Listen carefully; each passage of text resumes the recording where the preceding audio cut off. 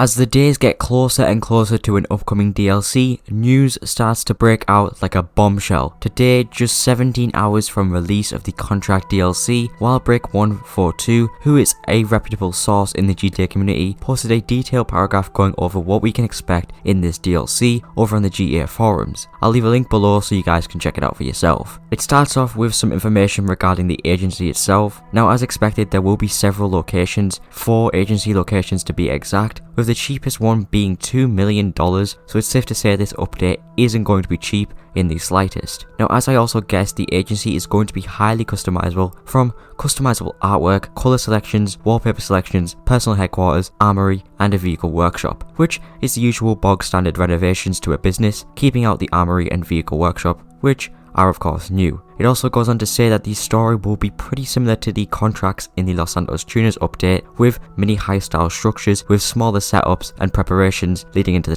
the finale. To, I assume, take back Dr. Dre's phone. Now, what is interesting is that the agency will come with many different perks. A new contact will be available similar to the assistant in the CEO office, called the Agency Contact, which allows you to call in a company SUV vehicle, go off the radar, or find a bike for you. Now, the Find a Bike feature will, I assume, be similar to Lester's Find a Vehicle option, which is practically useless. However, we shall wait and see about that one. Now, the rest of the vehicles are now confirmed, with there being a total of 15 new vehicles, including drip feed, and the names for these vehicles are the Synchromila, the Reaver, and Shinobi. There will also be new variants to the Granger and the Baller, likely armoured and weaponized from what we have seen so far with vehicle screenshots. Deity, a new Patriot and Buffalo variant, again likely to be weaponized and armoured versions of their counterparts, as well as a Comet variant, the S2 Cabrio, as shown in the newswire of this Dr. Dre screenshot, and of course the Champion and Jubilee, which you of course already know of. It is finally confirmed that the 3 weapons we already know of will be the only weapons coming to the update, that being the stun gun, compact EMP launcher,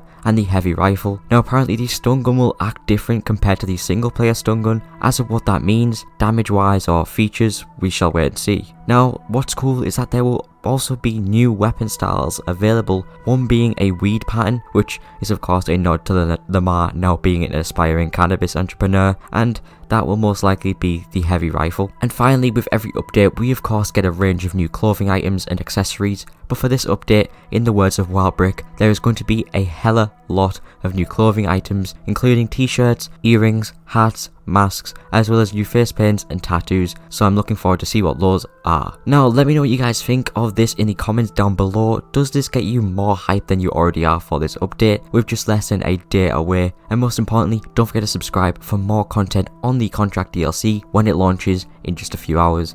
And as always, thanks for watching, and I'll see you all later.